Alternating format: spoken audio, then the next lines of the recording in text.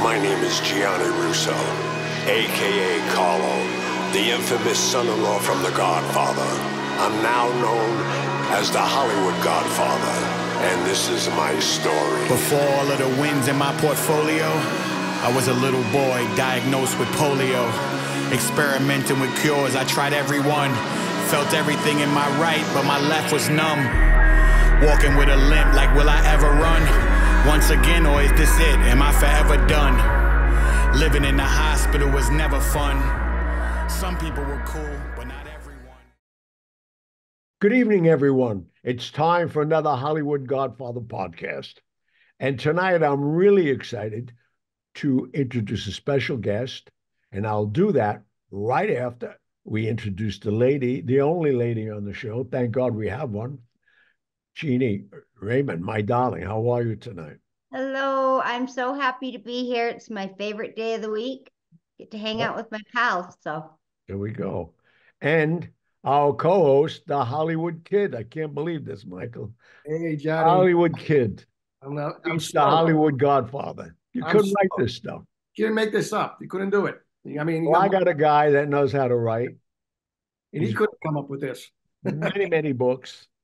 And what's more interesting, what I want to get into tonight that I know, he just turned in the Gambino book. Wow. And the Gambinos, as you know, I didn't even know who the guy was. I knew he was my uncle. Then I found out it really wasn't my uncle.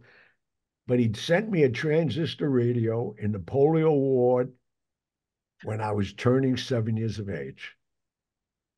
And he told his niece the radio fell off the truck. I didn't figure that out until later on in life. With nothing else to say, Michael Benson, my friend, how are you? Hello, Johnny. Thanks for having me. No, please. But we're excited for a lot of reasons we can't talk about. But That's true. Well, there has been a lot of talk about you and I. I know. A lot of talk. Which is all good. Yes, yes. So we can't really say too much, though. No, but what we're talking about, how we normally run the show, Michael, is that Jeannie takes on the persona of the audience that's listening. Okay. Any questions that she thinks they may have, she's going to jump in. Mike has history on you himself. I mean, Mike, now we got two Michaels. The Hollywood Kid. He knows more about you than I do. But I know one thing, you and I have a big future together. So let's get into the show itself. And can you tell us a little about, now that you turned the book in, the Gambino? Well, I I think that was so different. Well, the Gambino book is from the point of view of my co-author, Frank DiMatteo. Now, Frank is the son of Rick DiMatteo, who was Larry Gallo's bodyguard. And then after Larry passed away, became a trusted member of Joey Gallo's gang on President Street in Brooklyn. So there are large sections which are Frank telling about the 3 times he encountered, Don Carlo during his life and how that affected him. And in one case, Gambino saved his life by calling off Neil Del Croce, who wanted to take care of him because of a problem he'd had in a bar. Got into a fight with one of Neil's guys, and but Gambino liked him. He'd met him when he was a kid, and said go easy on him. And so he's still around. He's out. He has gone legit. He's got a beautiful family in Brooklyn, and he's my pal. We're about the same age, same sick sense of humor, and he and I have now talked. We've written about Gambino. We've written about Carmine Galante. Written about Carmine Persico. We have 3 Carmines. And Carmine DiBiase, a.k.a. Sonny Pinto, the guy who actually shot Joey Gallo. Sorry, it wasn't the Irishman. No, well, that Irishman thinks he was everywhere. Yeah. You know what's so funny when you say that? They just left me at the Copacabana. It was Joe Gallo's birthday. Yes. Rickles was performing, right? Yep. No, this is a funny story. So now they were with the actor. Oh, he's a great actor. His friend was an actor on New York. And Law and Order. What was his name? Law and Order. Orbeck. Jerry Yeah, Jerry Orbach. Orbach. Jerry No, Orbach. it was Jerry Orbach and his wife, Joe and his wife. They're watching Rickles. The show's over. I'm sitting with them all, and which is very funny because that same night, you won't believe who was in the club. Sonny Franchese. I mean, that when you go to the Copacabana, I mean, there was so many legitimate people like Walter Winchell along there, and you name them. Plus, the Society in New York, and then in front of them sitting is the mob because they'd carry tables in for these guys. So they leave, and I'm just a kid. And they said, we're going to go down to Chinatown. They used to go to 14 Mott. I don't know if you know the story, Michael. I do. They go to 14 Mott and it's closed. They sterilized it or something. So Orbach says, well, let's go to Umberto's. Not realizing Joe Gallo couldn't go to Umberto's. So they weren't going to say anything. And they went to Fordham, sat down, had dinner, and your friend, Michael, walks by and sees him. Yeah. And he goes and gets permission. He goes to the club. And he says, you won't believe he's in the neighborhood. And I guess he was trying to make his bones. I don't know him that well. Oh, no, DiBiase had been around. The name of the book is Mafia Hitman. He was well suited for the job. And he got the job done. No, but what I'm saying though, he wasn't making his bones. Oh no, I didn't know. So again, I'm a kid. I was like 16 or 17. I was an established guy. Wasn't a big guy, but he was a little Italy guy, and knew his way around Mulberry Street. So he knew which door to go in. Oh yeah. He went in the side door and out the side door. And Joey, wounded, tried to get away from the women. He was not only with his wife, but with his stepdaughter. And he tried to get away from them as fast as possible. And he managed to get outside and died in the middle of the street. Right. I mean, these are stories, you couldn't make them up. I mean, as good as a writer as you are, we could try. But the thing is that real life in the mob, when you get into it, is like insanity. And how they got away with it then. And it was a different time then, too. I mean, today, you got so many stool pigeons and rats around. Forget about it. That's Rico. Rico did his job. Destroyed everybody. Yeah. They all got YouTube channels now. Well, yeah, I know. I can't believe it. So tell us more about that guy. Well, you know what? I'd really rather talk about Gangsters versus Nazis. Yeah. Okay. Because it's been out for almost 2 years and it's still my bestseller. It's a book about 1938 in America, Great Depression. Everybody had no money for almost a decade, and the German-American Bund was on the rise in America. They were having parades in Manhattan, just like the Macy's Thanksgiving Parade, only with goose stepping and Sig Heiling. And a fellow named Judge Nathan Perlman, he got fed up, and he decided to do something, and after over a cocktail, he decided what these guys needed was a good punch in the nose. So he calls his pal Meyer Lansky, and they don't know each other because one's a judge and one's a crook. They know each other because one's an ex-bootlegger and one's a drinker. And Lansky and Perlman get together, and along with Longy Zwillman in Newark, Mo Dalitz, Mickey Cohen and Bugsy Siegel out in L.A., and every time That's the German before American Mo went out to Vegas too. Yeah, and and I think he's still in Cleveland at that time. Yeah. And every time the German American Bund would try to have a meeting or a recruiting meeting, these guys would come in and bust the place up, put as many of them in an emergency room as they could, but no one was ever killed. When Perlman went to Lansky, he brought along with him Rabbi Stephen Wise, and of course, World War II hadn't happened yet. So to start killing German-American Bund members would have shut down the whole thing right away. The police would have had to do something about it, and the Jews would have looked bad.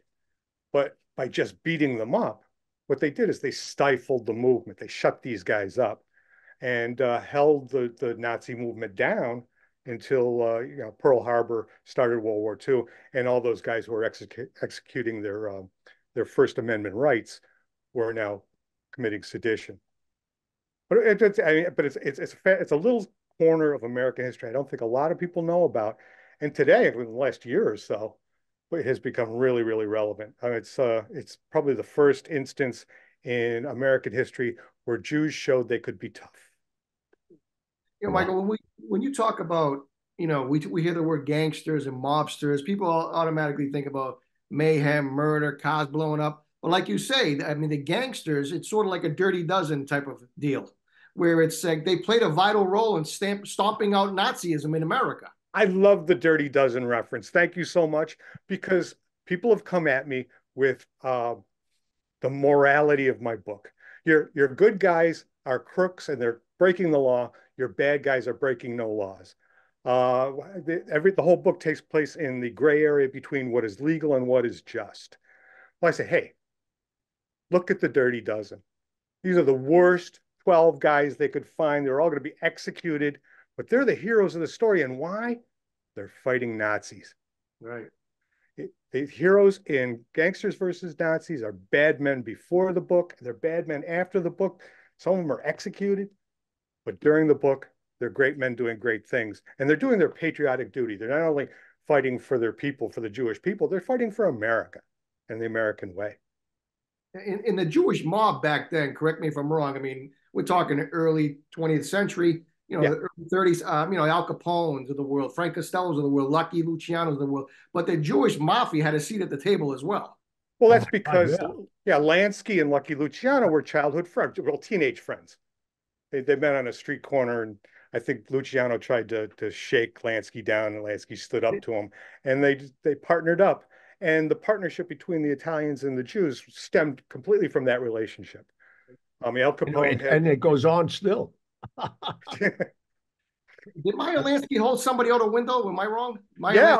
He dropped him. Oh, he dropped him. He dropped it. It's the closest we come to breaking the no-kill rule. And Lansky himself, apparently there's one really loudmouth guy at the Yorkville Casino, the venue where they're busting up the place. And he and another gangster hold this guy out the window by the leg. Should we? Yeah, okay. And they drop him. Now, if the guy had landed on his head like he probably should have, he would have died. But he flips over in the air, lands on his legs, and breaks his femur. Also, Lansky exaggerated. He said we threw some guys out the window. There's only one guy. It was only one guy. I could tell by the hospital reports. Only one guy went out that window. He's like a Valachi. Like that.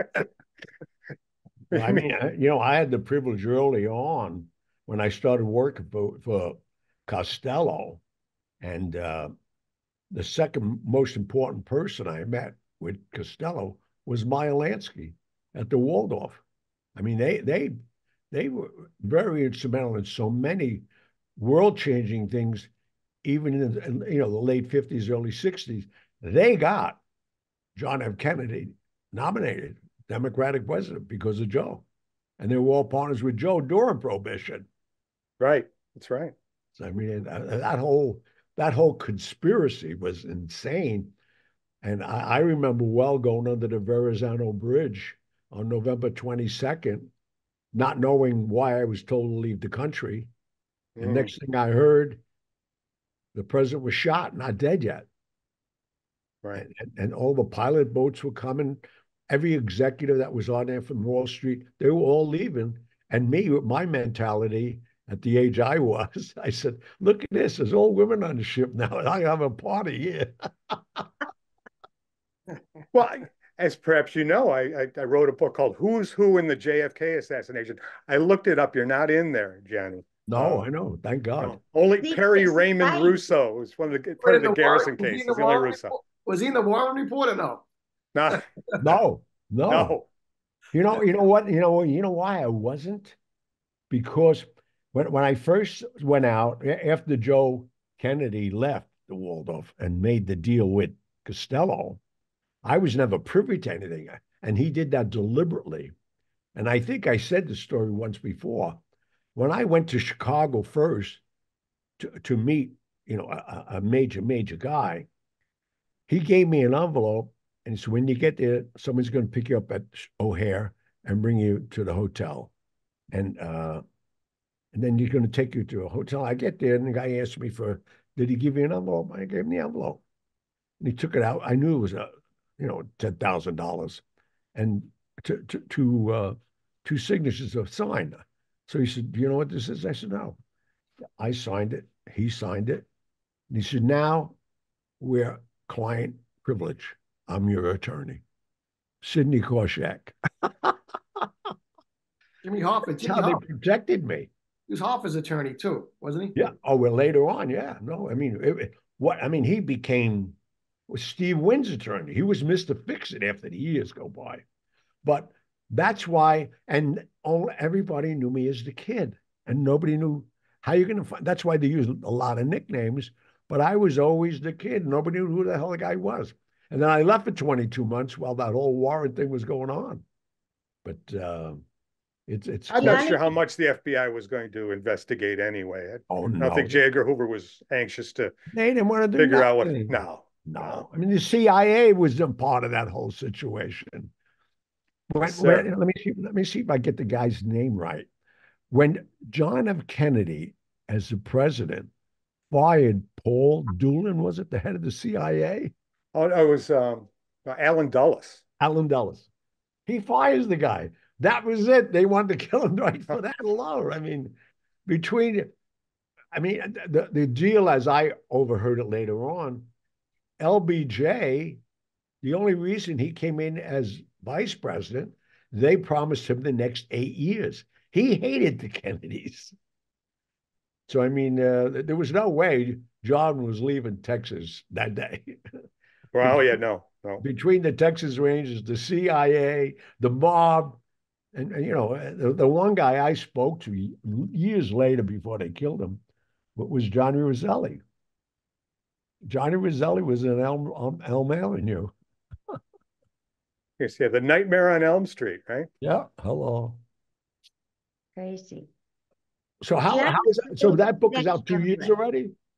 Yeah, Gangsters versus Nazis out for 2 years, and to no one's surprise, Jewish people really, really like the book. It's a book where Jewish men fight Nazis, and they win every single time. So I've been doing the synagogue tour. I'm a good Catholic boy, but I'm doing the synagogue tour. I've talked to a lot of Jewish groups. I did a Zoom with the American Jewish University a couple of weeks ago. 1,500 people watched, and wow. one of them was Nat Arno's son. Nat Arno was the captain of the Nazi fighters in Newark. He was Longy Zwellman's right-hand man. Michael, that's got to be. I never even heard about the book. I got to get it and read it. But because I was around, as many as Italians I was around Jews. I mean, my best friend, and you'll know the guy's name, and we've been friends for 60-something years. Al Malnick. Al Malnick, forget this guy yet. You know, Michael. This guy was, and still a major guy. He's 91. I always tell him I'll always be 10 years younger than you.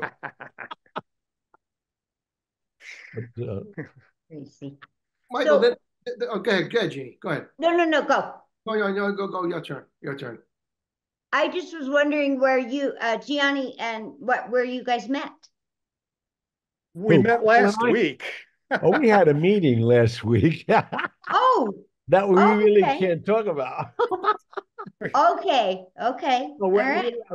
The good news about it, though, I think we could say we're in collaboration on something that's very big, huge, huge for me. I mean, but it's an exciting thing. But his people have to talk to my people, and we're doing there's business. I don't know. Papers to be signed. I just write. I don't know how the business works. All right. That's how we met. We met over lunch a week ago, and I feel like I know Michael. But again, not knowing all the books you wrote, and my audience knows it. And I'm an illiterate, so when I have to read a book, somebody has to read it to me. I think Gary gave you a copy of Gangsters versus Nazis, so it's probably in a stack of books someplace in I your have it. pad. No, I have it. No, I'm just waiting for a girl to read them to me. Okay, that's I don't like guys talking to me. sorry, I don't Spending use that it. much time in my house to begin with. Okay, Michael, fair Michael, enough. Michael, Yes. this Bone, how do you pronounce it? The Bone Group? Well, yeah, you can say Bund. It's Bund. Bund. Correct me if I'm wrong. Did they rent out Madison Square Garden for a rally? They did.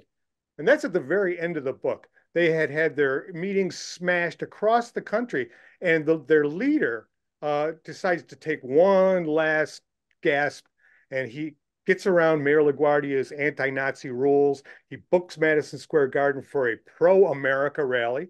It's always pro-America. There's always an American flag next to the swastika flag. There's always a picture of George Washington next to Hitler. You know, equate the two in your mind. And Fritz Kuhn, the leader of the Bund, he is psyched because he knows this is good. Finally, he's going to get his big headlines in the New York papers about what a great thing, the Nazi movement is. And what happens is very different because a single unemployed Jewish plumber sneaks into the garden. And while Fritz Kuhn is giving his speech, he runs up on the stage, pulls the plug on him, and then turns to the crowd and says, "Hitler's got one ball." And and his ground troop, the stormtroopers pounce on him and they pull down his pants. Now, big laugh from the Nazi crowd. But he's only in distress for maybe 10, 15 seconds when the New York cops come and grab him, get him outside. And there's a picture of him in the grasp of the New York cops looking like he's still in distress with his pants down, but he is being rescued. They take him to jail. And the next morning, he's in court, and the courtroom is packed with Jewish men, all of whom want to be the one to pay his bail. Wow. The headlines that Fritz Kuhn wanted weren't there. Instead, Izzy Greenbaum steals the show. That boy, Izzy. Yeah. Boy. But you talk about Izzy Greenbaum, the Jewish people. They knew what was what they were hearing from what's going on in Germany. You know what I mean? That's right. They had spies everywhere. Yeah. That's right. But Gentiles kind of didn't. Gentiles really, in the Nazis versus Jewish philosophies, felt like they didn't have a dog in the fight. But the Jewish people were getting letters from Europe saying, Uncle Moishi disappeared last week. I don't think he's coming back. So there's this notion that this hate speech coming out of the American Nazi groups is leading to, genocide. I mean, they're already talking about the cancer that is Jewish people. We need to cut it out, save America. I don't feel any moral problem with punching these guys in the nose. No. I mean, you're talking newsreels, telegraphs, obviously with the technology back then. I don't think Hitler was too happy that the Germans bombed Pearl Harbor. No, absolutely not. He did not want America to come into the war. But the city he wanted to control most is in your backdrop. He wanted LA. He wanted Hollywood, the world's #1 propaganda machine. His theory was that if he could take over the studios and crank out anti-British and anti-Russian movies, he might be able to win the hearts and minds of America without firing a shot. But yeah, Pearl Harbor blew that idea out of the water. I think he was sadly mistaken that the Jews ran Hollywood. Yeah. But he thought that there was enough old money in Los Angeles, oil money, which is really only a generation older. Yeah. That he would be able to find allies in that group, anti-Semites, who would help him take over the studios. He was really shocked. Take a break a minute. We got to make some money. We'll be right back. I'm going to do this commercial myself because it's the last time I can say it. PaisanCon, April 13th and 14th. Fairfield, New Jersey. Make your reservations. Look it up. Go on the website. PaisanCon. It's the first time, like we're talking today, about the Germans and the Jews organizing. The Italians are finally getting a con. Comic-Con, ThrillCon. I bet every con there was. Come to PaisanCon, April 13th and 14th. All right, we're back with 2 mics and a beautiful genie. One more, if I get another question in, sure. Tell our audience what Hitler wanted to do to Charlie Chaplin.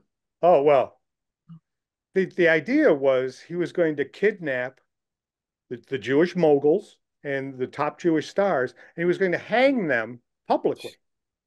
I don't know how you're winning hearts and minds of Americans with this kind of Hello. thinking. Yeah, You know, he really he didn't understand America in several. He certainly didn't understand L.A. He said, "Where's the German section of town?"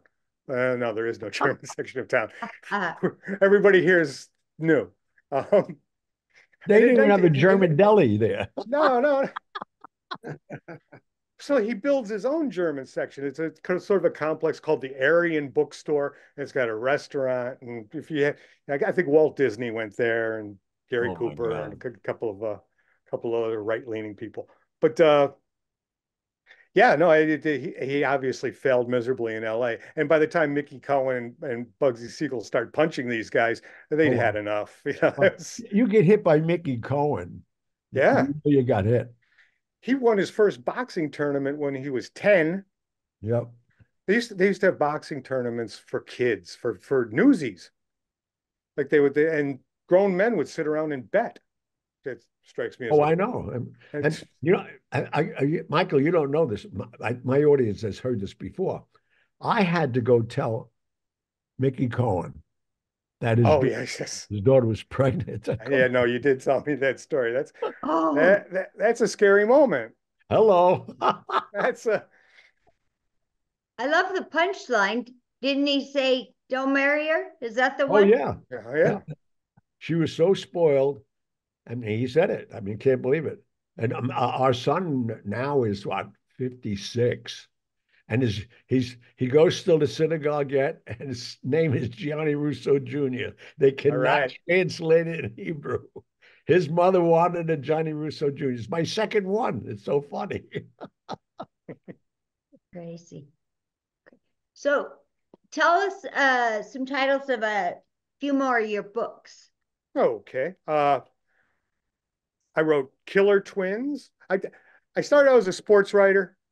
I edited a magazine called Fight Game, which is about boxing, which is one of the reasons I think Gangsters versus Nazis is entertaining. I could tell a good fight. I wrote the Ballparks of North America. It's an encyclopedia of every baseball park going back to the Civil War.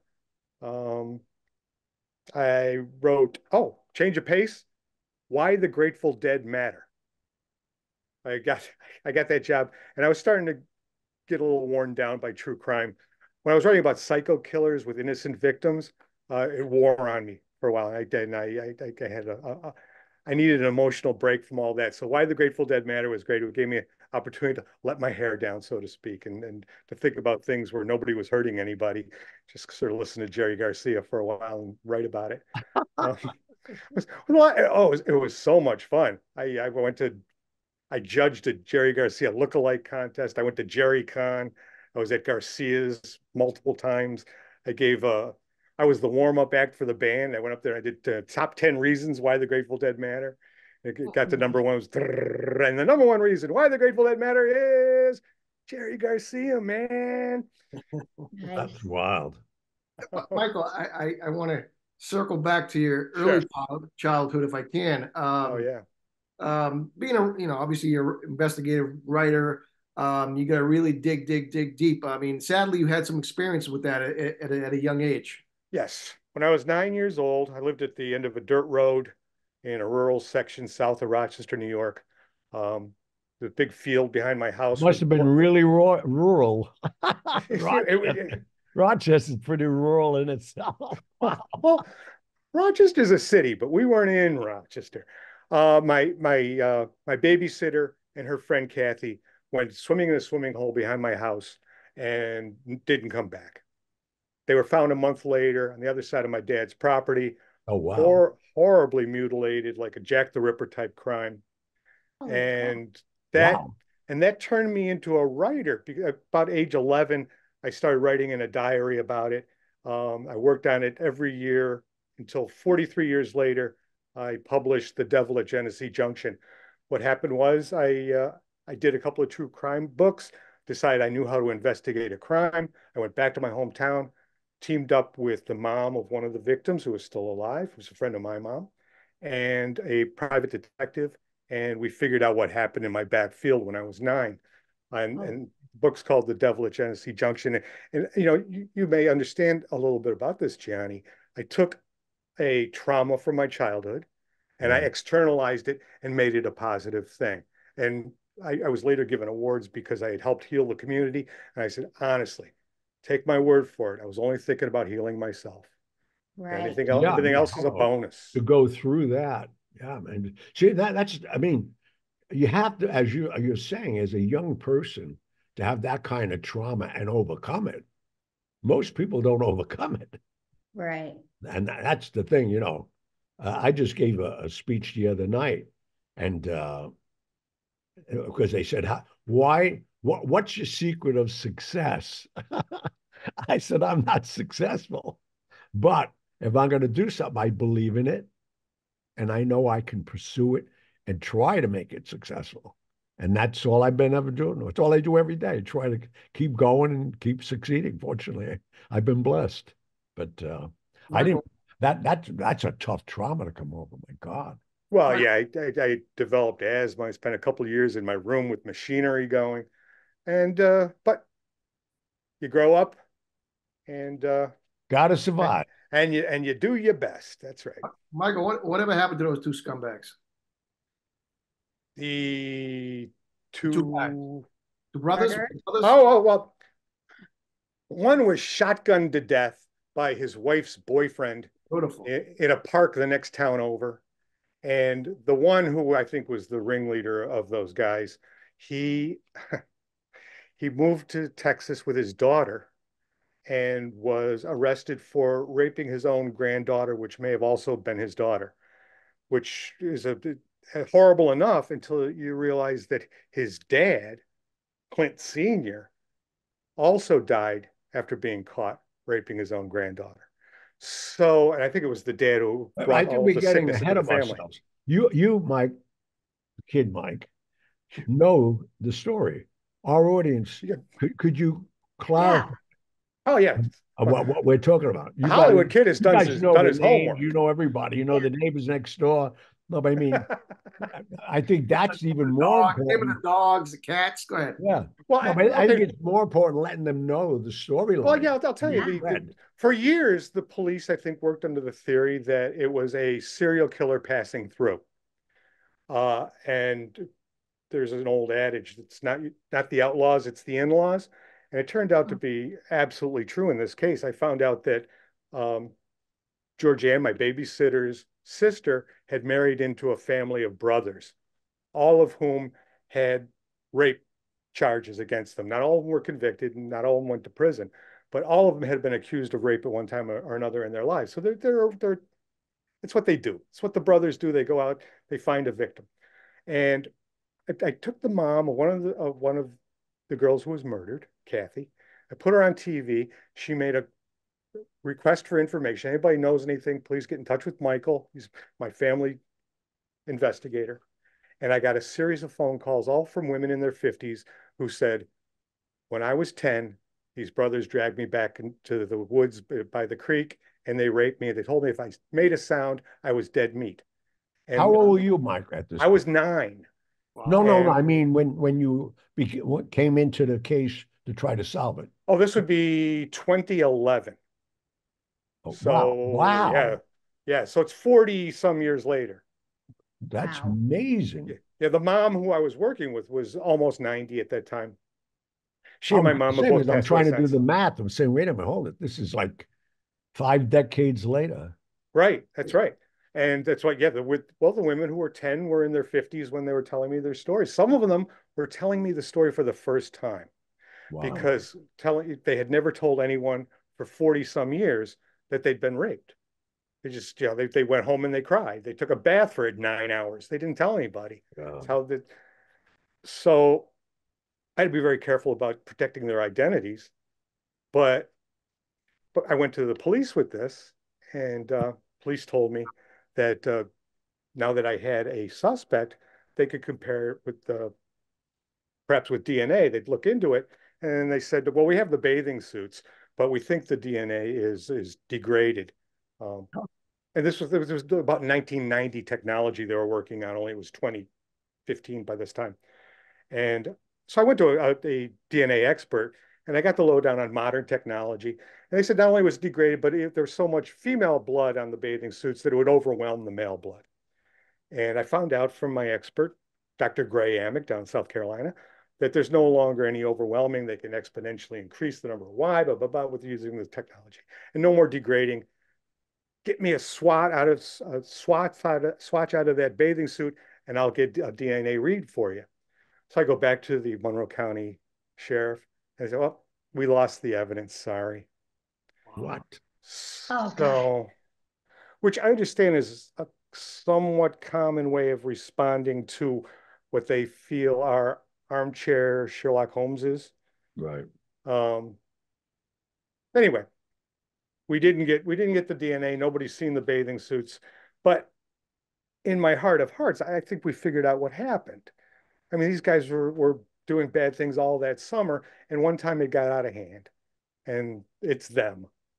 Wow. And they knew no borders. They obviously incest was part of the mix in that family, and they're the bad guys. I don't think they are bad guys. They are, yeah. Whoa. But they didn't all get the what'd you say, the shotgun? Well, there one got a shotgun. The other one, I didn't finish the part. Down in Texas, he gets arrested for incest and is sentenced to 75 years in prison, and he lasts 3 weeks. Hello. Because his fellow inmates, they don't like the short eyes. They put that guy in a barrel every hour on the hour. Right next to Roselli. Him and Roselli floated. And as I say in The Devil at Genesee Junction, that's as close to a happy ending as we're going to get. Wow. I would say I would rather that ending than doing 100 years in a cell. Absolutely. Yeah, well, yeah. The Lord, he sure does work in mysterious ways. That's right. That's unbelievable. That is crazy. So was it due to your digging back into it that got that can reopen the interest to get them? Well, yeah, I think that there was a time when Kathy's mom and I were the only two people who cared enough to do anything at all. Sure. But once she was on TV, we had a lot of help. She's a very sympathetic character. And a lot of people in the neighborhood who would never have talked to a cop in a million years, who would never, they talked to me. Because I'm Rita Benson's kid. She's that lovely lady who lives down the street. And you're not wearing a badge. And I'm not wearing a badge. And yeah, I'm one of them. It was not the nicest section of the world, but we all survived it, and I'm surprised we haven't seen something like that on 2020 or 48 Hours. Have you tried to do anything with it? Well, see, they don't like the idea that there's still an assumption to be made about the guilt. I didn't prove these guys did it. Okay. I just made it really, really likely that they did it. But from a legal point of view, I mean, I changed their names in the book. A network would never touch it. Right. That's right.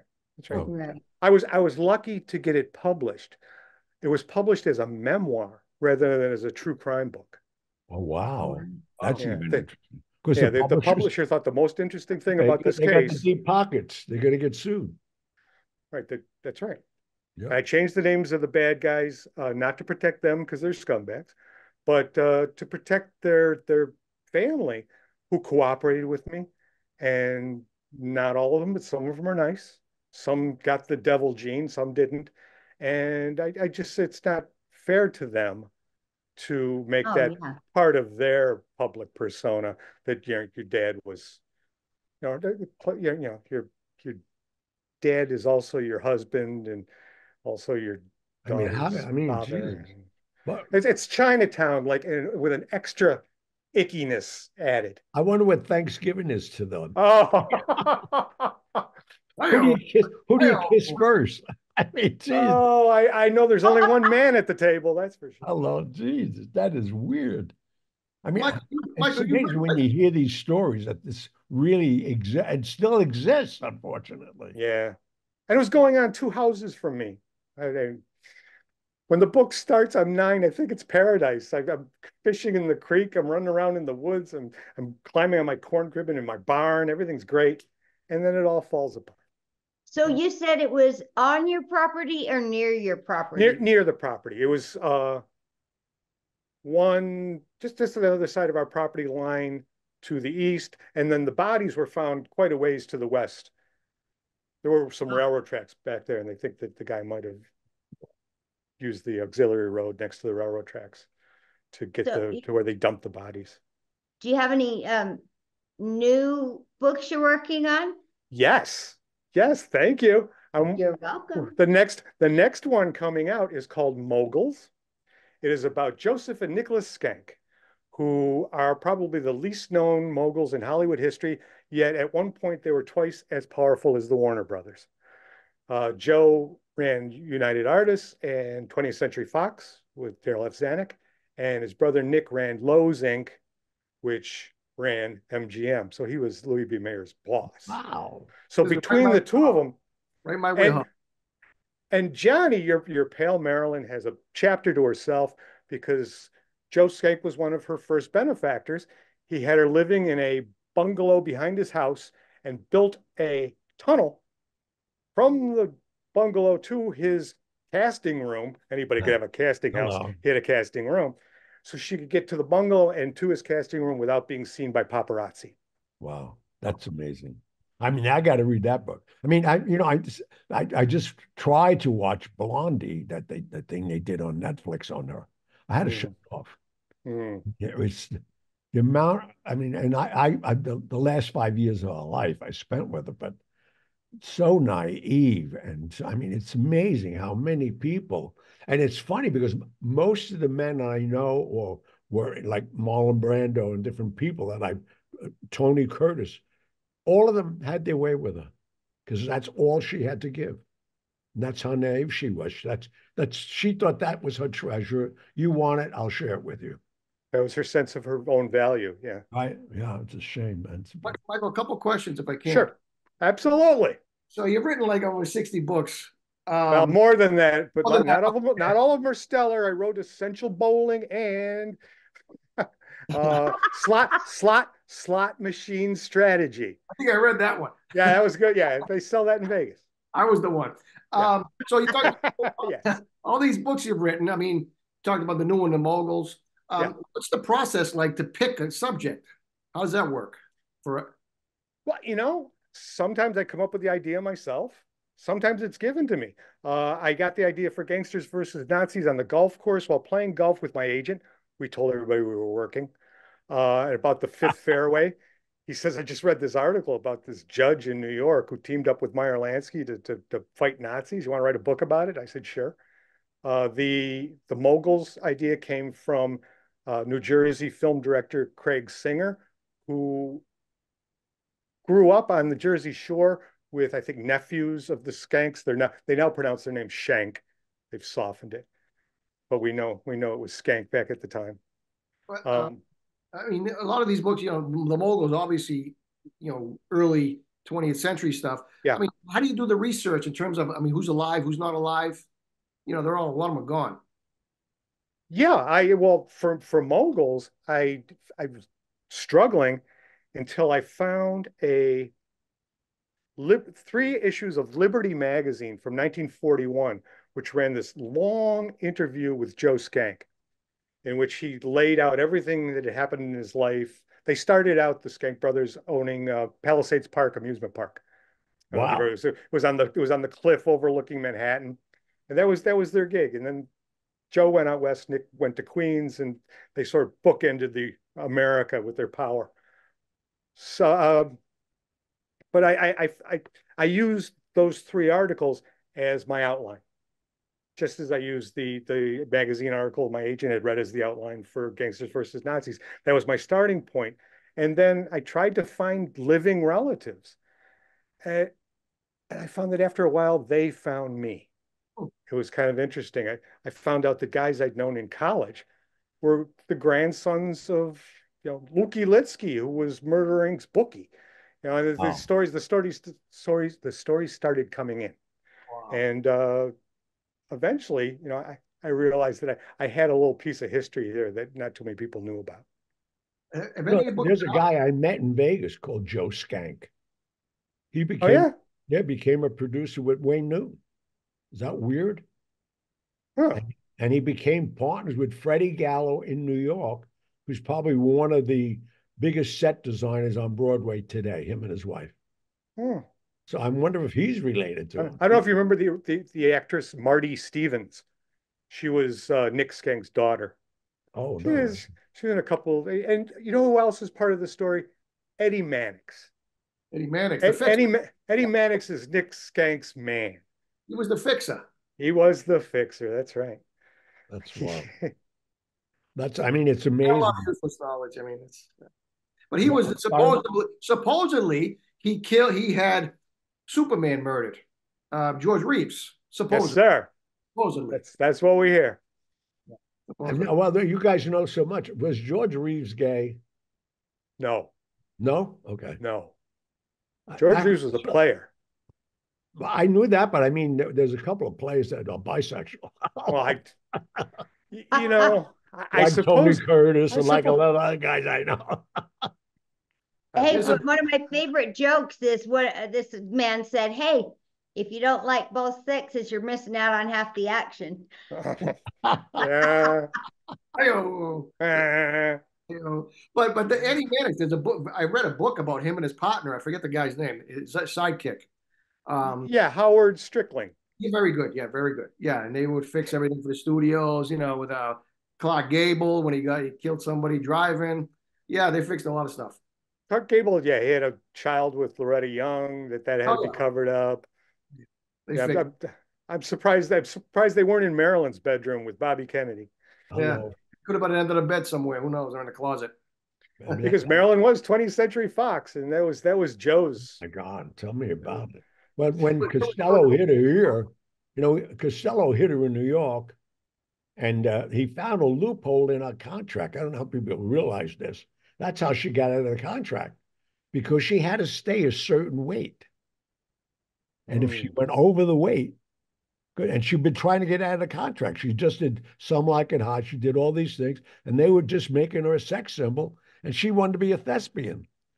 So she came here and stayed at the Waldorf as Costello's guest, and never touched this guy. Him and Loretta, his wife, he was a true husband, loyal, but he just felt sorry for so many people that I met through the years, even Grace Kelly early on.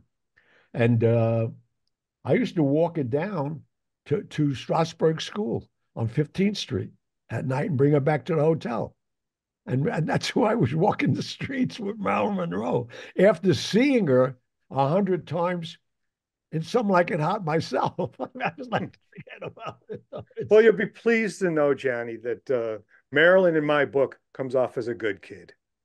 She was a good kid, though. There you go. No, she really, really was a good person. It's amazing.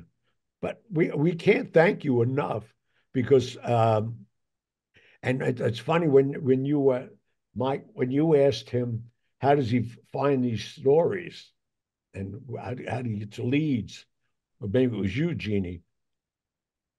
Sometimes it happens at lunch. That's right. Know. Well, we're sure excited to hear what you two are cooking up. That's for sure. Stay tuned. You're gonna hear. Sorry, it's a secret. And how long? How long do we have to wait? Well, you want to drive me crazy? You want to drive me out of my mind? That's like, oh, I got to tell you something, and then I'll tell you later, and then I want to choke people. Have any been optioned? Have any of your books been optioned? Well, Gangsters versus Nazis has been optioned both for scripted and for documentary. I haven't heard about scripted. Documentary is there's ongoing work doing. I made an appearance for a sizzle reel recently to try to get funding for that. Devil to Jesse Junction was optioned. They never made the film. I did a book a long time ago, Ghost wrote it actually, called Nightmare in Wichita, and that turned into a CBS TV movie. It ran against the third episode of Desperate Housewives and the Yankee Red Sox playoff game. So I think 7 people watched it. Yeah. I was watching the ball game myself, in fact. Did you get screen credits for it too? Well, no, because I ghost wrote the book, but I got major points on everything. My agent kept me in the deal. Oh, good. So I got a big check from Sony. And then I said, well, okay, they can make a bad movie. I don't care. My name's not on it. Keep option in the book and make more money. No. Oh, yeah, hello. Another 18 months. Good, pay me. No, it's crazy. But you definitely will be hearing from Michael again on this show for sure. I hope to be back. And I don't know how long it's going to take for all this stuff to settle out, but it shouldn't be too long. No. 1 or 2 conversations should do it. Yep. And we will keep everyone posted. Oh, yeah, definitely. Well, I want to thank you, Michael, for joining. Thank you, Johnny. And it's a pleasure. The second time seeing you in my life, and I'm sure it's going to be one of many thousands. Can I tell you what my idea was? I wanted to come over to your house and watch a movie with you. I know. Yeah, we're going to do that. Okay. Oh, you should have like Godfather viewings. Exactly. Yeah, that's what he wants, to sit and watch the Godfather. Well, and we'll record us watching it. Yeah. And then later on, it'll be a thing. I'm coming. Live stream it. Well, I can't invite you. If you're coming, I'll fly you up. I'll buy you the airline ticket. Hey, no fair. If he's coming, I'm coming. I've been around this much longer.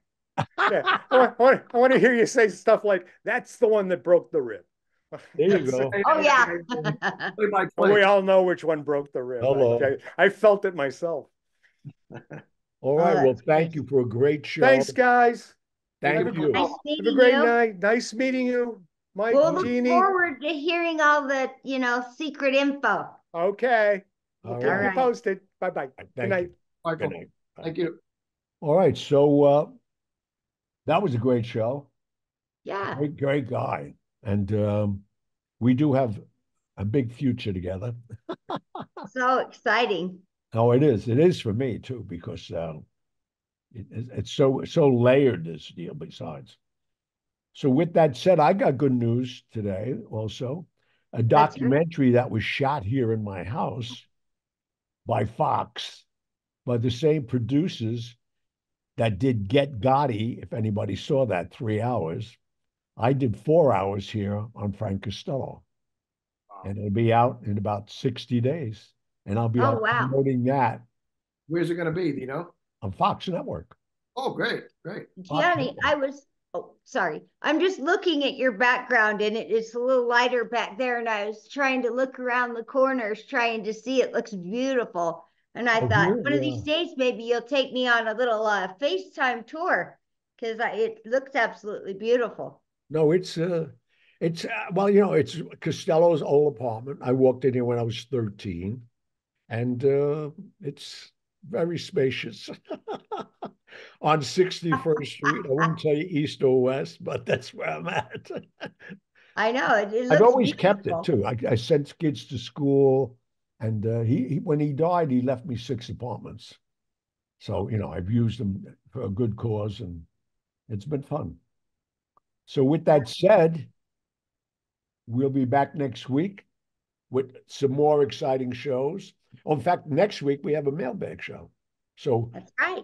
As we always tell you, keep the cards and letters coming. Be a part of the program. Make suggestions. Share. Tell them, Mike, what do they need to do, Mike? They need to go to YouTube, type in Hollywood Godfather Podcast, subscribe, give us a thumbs up, thumbs down, whatever you want to do. Leave us a comment. It always boosts up the algorithm. Go to HollywoodGodfatherPodcast.com. You'll see the section where you can drop us a question for Jeannie, Johnny, or myself, and we'll air it on the air. And so that's it. Like I said, get involved, subscribe. Share, click. Everybody wants to get poked. They want to get shared. I don't know. Yeah. Well, I want to thank them. I just thought of something. Last week, I just hit 6 million views. Yes, congratulations. That's fantastic. And we're going to keep on going. Yeah, that's right. You know what's great about you, Johnny? And I'm not going to stroke your ego, but it's true that you are involved in social media. Do you know what I mean? You comment. Yeah. You do everything. You can sit back. I'm trying to stay with it. I don't want to. You got a job to me. I don't even know what the hell I'm doing. I can't get on this stupid Zoom for 20 minutes. You know what I mean? We're going to get it down. No, that's great, Johnny, that you do that, because your fans love it. No, they do. And I, you know what it is? I spend time answering them. Yes. Yes. That's what's giving me the response.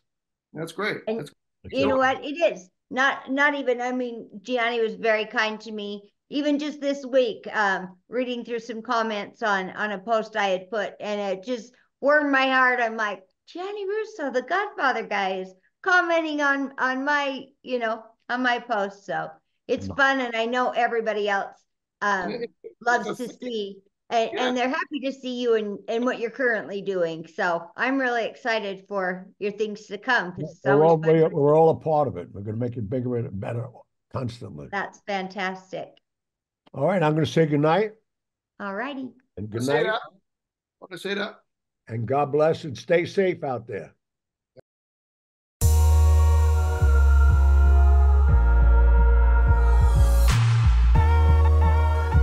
And that was that. But I'll be back. No regrets, no complaints. Lived a life with no restraints. The little kid they all counted out, proved them all wrong, that's without a doubt.